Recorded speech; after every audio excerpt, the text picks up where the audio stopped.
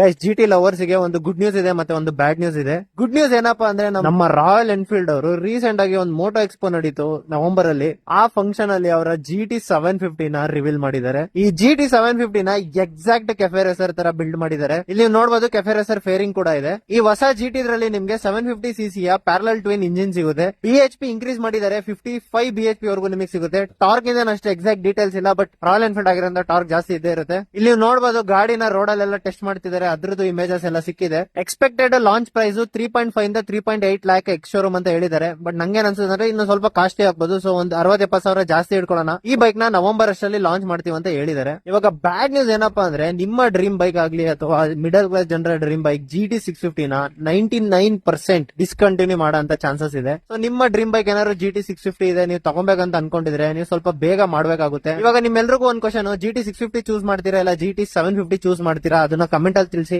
ಸಿಗ್ತೀನಿ ಇನ್ನೊಂದು ವಿಡಿಯೋದಲ್ಲಿ. Bye bye.